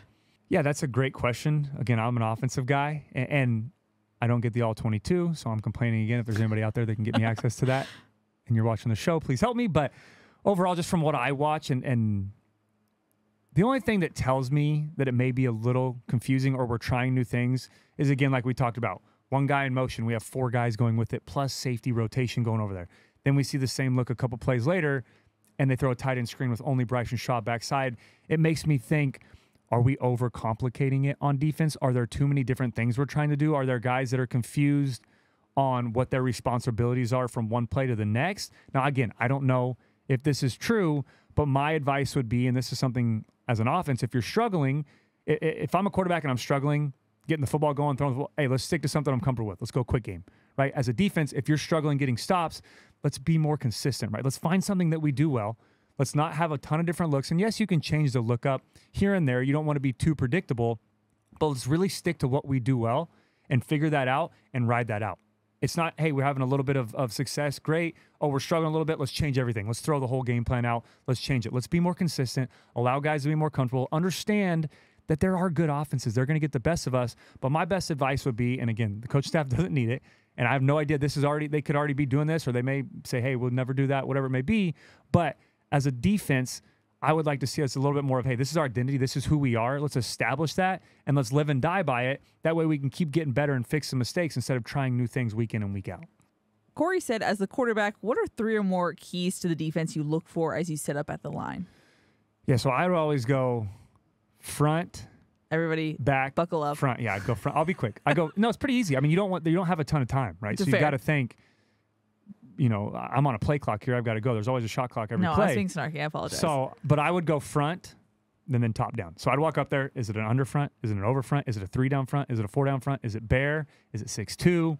Is, all these different looks. Is it odd? Is it, what the front is first? That'll normally tell you what's going to happen on the back end. But I'd go, what's the front? Then I'd start 1 high, 2 high. Is it 1 high safety, 2 high safety? And then I'd look at linebackers. Are they pushed over? Is it 2 high, but they're shifted this way, so I know they're going to rotate to 1 high? And then the last thing I look at, especially in pass, and you'd still try to do it in run just so you're not giving away tendencies here and there, then I look out at the corners. Are they playing press? Are they off? Is it man? Is it zone? So, yeah, I'd normally go front, safeties, linebackers, and then out. Have you ever been confused by what you've seen? Oh, yeah, all the time. There was, real quick, without getting too carried away, I think I've told the story before, but playing the NFL, Eric Weddle was one of them. Extremely, extremely good defender. Confused the heck out of me every time we played them. We played them on a Thursday night, and there was a play where he was down on the line of scrimmage on the left, and I'm thinking safety pressure, rotated over. He ended up and I'll show you, he's down on the left side, right next to the left tackle, and we had a double cadence on. So I'm saying, green 80, hot. Look around. All right, second cadence means go.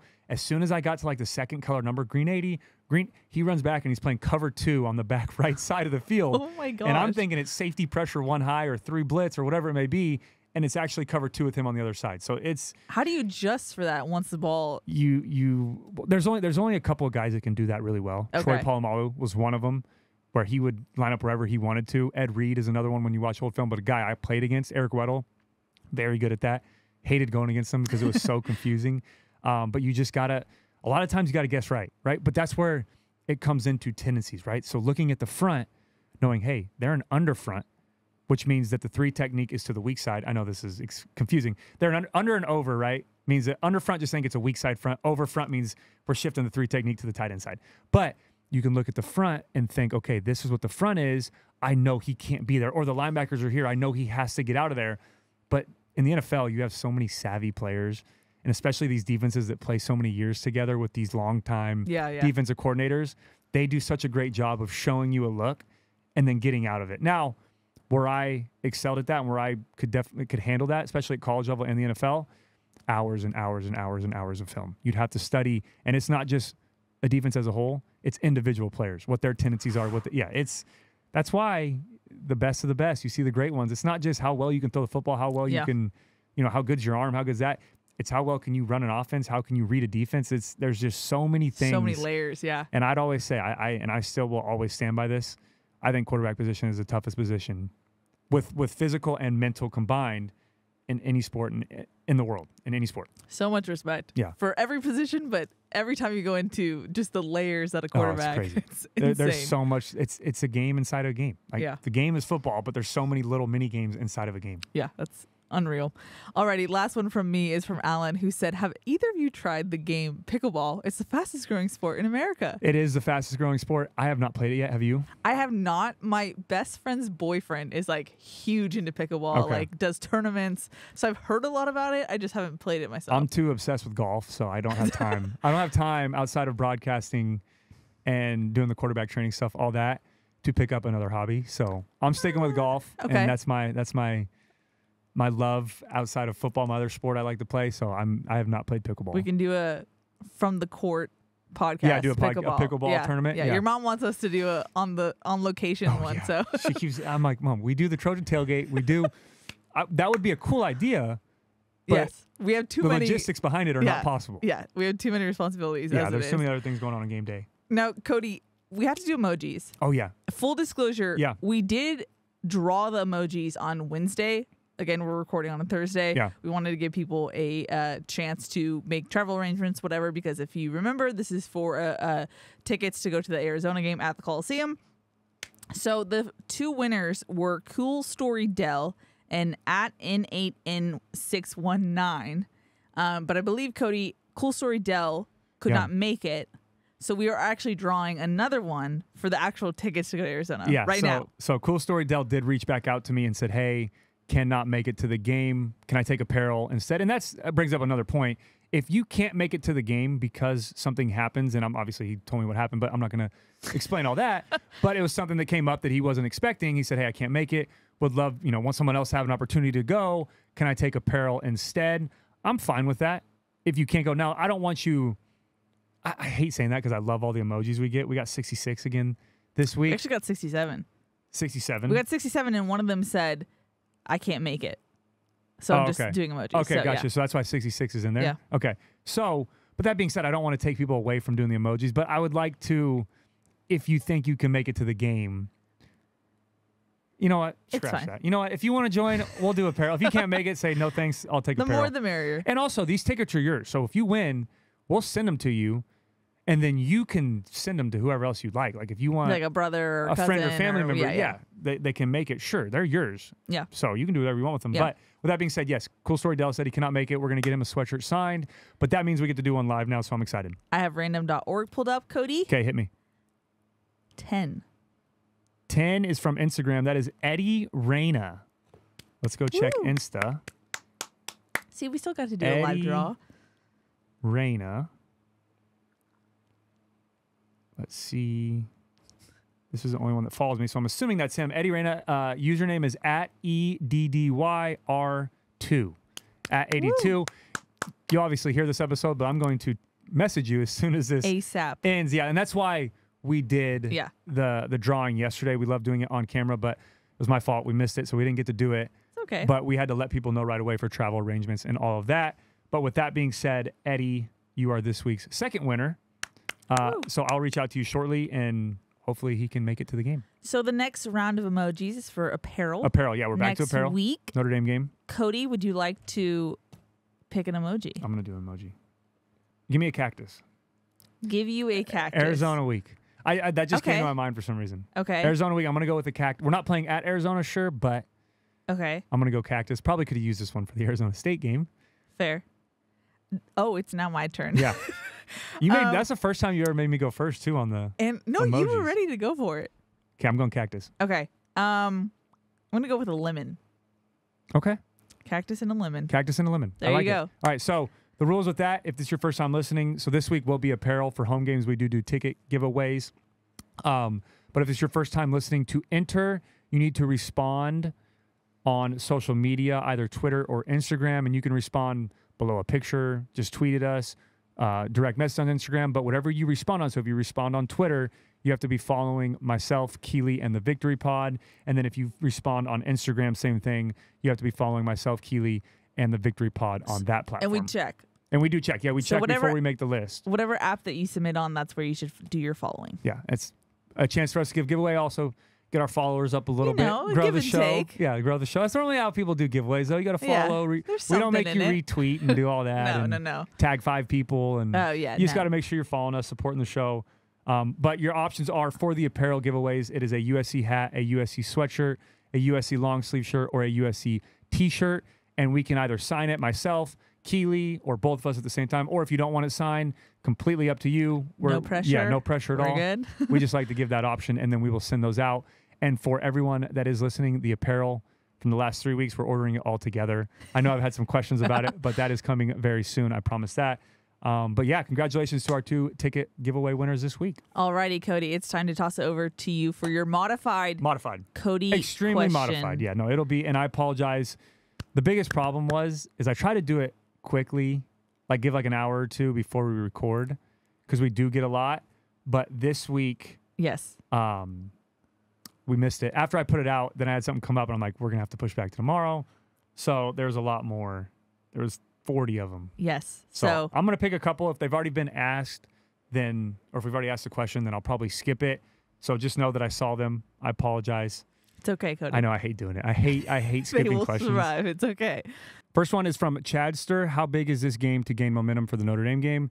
Yeah, I think it's huge. Obviously, we played the last 2 games were away just to get used to a different type of environment. Played at Arizona State, then we played at Colorado. Now we get to come back home in front of our own fans. Let's dominate this football game. Let's build our confidence back up and getting ready for a tough road environment in South Bend. The next one is from the next one's from JFT Actual. What changes do you think SC will make defensively to slow down the passing game? This week, it starts with pass rush, right? So we want to be good in coverage. Obviously, I would like for us to continue to be able to play man-to-man on the back end. But I wouldn't mind playing a little more zone, try to keep everything in front of us. But we have to be dominant in the pass rush, especially if Fafita plays this week, a freshman quarterback, not the biggest guy in the world as well. We've got to get home and cause pressure in the backfield all night long. And that, in turn, will help our secondary. The next one is from Michael Steven. Why is it harder for an air raid offense to slow the tempo and burn clock later in games? Just because of how explosive this offense is, they thrive off of big plays, right? And I wouldn't say we're strictly a passing offense, right? Even though it's air raid, we still run the football a good amount. Marshawn Lloyd has had a dominant year so far, but it's tough to take the passing game fully out of it or make it more of a run-dominant offense because you might kill momentum a little bit that way, and it's tough to stay in a rhythm on offense. The next one is from Cardi's the Artist. Unfair that fans already hold Lincoln to the standard that Pete created from 02 to 08. I don't know about unfair, but that's a good problem to have if you're Lincoln Riley to already. And that's another thing, right? This is Lincoln's second year. We won 11 games last year. The expectations are through the roof. And now fans, myself included, and former players and fans are expecting, hey, it's Pac-12 championship. It's college football playoff or bust now. That's what the expectation should be. So I don't think it's unfair, but I think it's kind of crazy that we're already here in year 2 of Lincoln Riley. But it's a good problem to have. Next one's from Joe Osorio. Do you think a 3 linebacker look could fix some of the defensive woes? In certain scenarios, I do, Joe, but overall, no. In the Pac-12, you have to stay in nickel defense. We have to keep Jalen Smith out there. We have to be able to cover those slot defenders. But if it's a run-heavy team, stay tuned, though. That's a great question. Maybe next week against Notre Dame, they like to run the football a lot. Maybe we will go with a 3 linebacker look next week. So TBD on that one. The next one is from Jake Lamb. Were the road game performances actually a good thing considering playing against Notre Dame and Oregon? Yeah, I think the positive of it was that we went out there. We went in tough road environments. Both crowds were sold out. One of them was on College game day, earlier kick time in Boulder, Colorado, and we won both of them. We found a way to win both those football games. We didn't play our best football on both sides of the ball, but we still found a way to win, and we can lean on that experience going forward to some of these more hostile road environments. The next one is from Ryan H9128. Do you miss playing football? I miss the camaraderie with the guys, the locker room. I don't miss getting my head taken off by big defensive linemen or That's linebackers. fair. So I don't Very miss that part fair. about it. I like sitting in the comfy chair now and talking about football. But yeah, I miss some of my teammates and playing with those guys. Always got some great memories and things I wouldn't trade anything in the world for. The next one is from Eddie R2, who actually just won. Thanks to Look at to that. Dell, because Dell couldn't make it. He said, with AZ's current quarterback being 5'8", should the defense blitz more in the A gaps this week? I think maybe not specifically the A gaps, Eddie, but yes, interior rush. Do not allow him to get outside. Keep contained.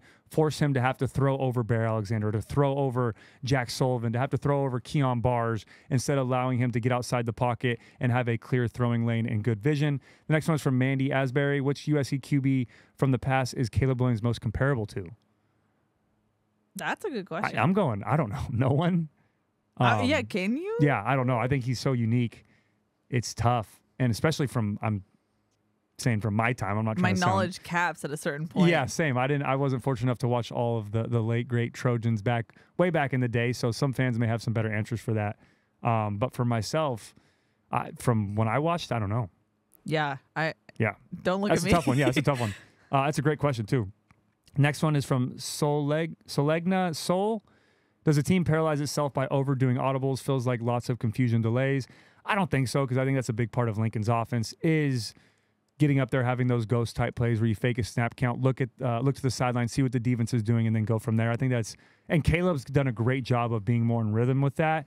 But sometimes when you're trying to get in a rhythm and you may overthink things, I could see where you're coming from with that question. But overall, I think we have a great balance between Lincoln and Caleb and staying in a good rhythm, especially when we change the play at the line of scrimmage. Next one is from Corey Wild. On a naked blitz from a corner, how is it that no one saw that on the offense sees it coming? Now, I'm not trying to... We talked about it, yes. Yeah. So, yes, that was obviously something that... who mentioned that? Was it Caleb that said that? We hadn't seen them do that a lot, or they've only showed that once all year. Yes. But to answer your question, Corey, and that's a great answer, or a great question, I'm not trying to throw anybody under the bus. I'm sure he'd be the first one to say that's on me, but that is on the running back there from what it looked like on the copy, and I'm pretty confident in saying anytime you have secondary pressure, as a running back, you start, hey, whatever your responsibility is linebacker-wise, and then you're responsible for all secondary pressure. So I'm assuming Austin Jones was responsible for that corner blitz, and also after the play ended, he ran back and had the double hand on the helmet, which is the universal sign of, oops, I messed up. Yeah, that was on me, my bad. But yeah, that's a great question. That's something now I guarantee you right now, Corey, we won't miss it again going forward, especially after Caleb taking a hit like that. The next one is from Crash Lit. How can USC's defense use Saturday's game to prepare for the second half of the season? Just keep stacking good days, right? Learn from these last 2 weeks. Have a great week of practice this week. Build confidence going into this week. Playing Arizona. Let's build our confidence up. Have a dominant defensive performance. Whatever that may look like. Is it going to be a shutout? No, I don't know if that's the answer, but let's get better from last week. Build that confidence up going into some tough offenses that we're going to face in the future. The next one is from Wywit Preston. Yo, no question here. Just wanted to say you gave me awesome memories as a kid. Shout out, Preston. I appreciate that, man. That's the next fun. one is from Pirate Pablo 19. What is the most important factor for this USC defense to consider against the Wildcats? 2 answers on that. Jacob Cowing and T-Mac. Teteroa McMillan. Yeah. Those are the 2 guys we have to take out of this game for them to not be successful on offense. The next one is from EJ Hell 1044. Why doesn't the 4-0, but why doesn't the 5-0 record improve standings? Again, I think it just goes back to the voters of those dominant wins that you want to see. Didn't blow out Arizona State, didn't blow out Colorado like teams expected. That's why we dropped in the polls. But again, none of that matters until we get to the CFP rankings or until really conference play, right? None of these rankings matter until the end of the season. The next one is from Ron from LA, Lower Alabama. What happened to Corey Foreman? Don't hear his name anymore. We got an update. To Keely real quick? Yes. Yeah, you know about the player updates. We got an update about that. Riley was asked about that on Tuesday, and he said he's a guy in the category of that they are determining whether or not he will redshirt this year. Okay. So, interesting development there. Stay tuned. Yeah, him and Riley Brown, another guy, assuming redshirting. So, yeah, we'll and that's as much as we know, but we'll keep you updated on those things. Next one from John Thornton, 949. Caleb seems reluctant to take check down or run on 3rd and short this season. Thoughts? I'd have to go back and watch a little bit more film. I think he's doing a great job of taking the shots when they're there. I will say he's not running as much, and just looking at the stats, not as many yards rushing from a year ago. Now he's doing a great job of scrambling and finding guys open downfield. But a part of that too with me, John, is he protecting himself more? Is he not allowing himself to take as many unnecessary hits? But if it is 3rd and short and got to have it situations, I wouldn't be surprised to see him take off and go pick up the first down if no one's there in the pass game. And the last one from me is from Raul Sanchez 323. Will the defense dominate in coverage this week? Ending on a positive, yes, we will. We're going to be dominant. C.R. Wright's going to be flying around. We're going to have Damani Jackson flying around. We're going to have Christian Roland-Wallace, another guy like Dorian Singer, having a revenge game, quote unquote, if you will. And then secondary-wise, Kalen Bull is going to be leading those boys back there, and we're going to have a great coverage. But that's going to start up front with Jameel Muhammad, Anthony Lucas, Bear Alexander, Jack Sullivan, Solomon Byrd, Romello Height. The list goes on and on. I'm ready for the defense. You're like reading the depth chart over I know, here. no kidding. But I'm ready for the defense to be positive this week, and I'm sure a lot of Trojan fans are as well. But ending with that one, yes, we're going to be dominant in the secondary and pass coverage. We have to be going against Cowing and McMillan. So that's really where the Arizona offense makes their money. So we've got to be great in coverage. With that being said, I'm done. We got predictions, right? Yeah, we're going to do score predictions, Cody. Would you like to lead us off? Hey, and just, again, disclaimer. I know it's the end of the episode, so if you're still listening, great. If you're listening to me answer all these questions, even better. I cut out a lot as well. If it felt like that went for a while. Is the guilt taking over? Well, I cut out the ones that we've already been asked, so I didn't want to cut anybody out. But there were similar questions that you asked throughout the episode. But score prediction-wise, yes, I'm ready. Okay, go for it. I've been terrible this year at this. Not terrible. The last two, I've been terrible. Yes. I'm going to go with, and I did it with Jason. On the postgame show? Yeah, and I forgot what I said. It's okay. I completely forgot what I said. We're in a vacuum here at the Victory Podcast. Okay, I'm going to go with, I know I could be night and day. Yeah. I'm going to go 56. I'm going to go 56-24. Okay. I think that's close to what I said, too. I'm going to go 56-24. Okay. I'm going to go, is 45 a football number? Yeah. Okay. It can be. Yeah, I know. Anything can be a football number. I know. You tell me this every time. I just hate, I don't know the breakdown of like, well, that means it's whatever. Okay. Yeah, that's 6 touchdowns and a field goal. Yes. 45. I'm going to say 45-21. Okay. Cool. That's the shrug of I made that up just now. Yeah, that's good. I love how much research and prep you did for the prediction. Yeah, I know. But I'm doing my outro now. Okay. Love you guys. This was a passionate episode. It was. We're talking USC football. Again, everybody remember this is a good problem to have right now. 5-0, 3-0 in conference play. All our goals are still in front of us. We're winning football games. We're finding a way to win tough games in road environments. Are they as lopsided as we want them to be? No, but that's fine. We need to learn how to win these close games for later on in the season. But again, love all the questions. I love the criticisms. It's fine. We can go back and forth. We can have conversations on this show. This is why I love doing it so much. Keely is amazing for putting on this show. No. I'm glad I get to co-host. Shout out Dion as well. Love you guys. Fight on. Let's go win Saturday in the Collie. That was a full wrap-up. Quarterback Cody in the huddle right there. Alrighty, that's going to wrap it up. That wraps up a Thursday preview episode. Thank you so much if you're tuning in. That's going to wrap it up. That's Cody. I'm Keely. We'll see y'all next time.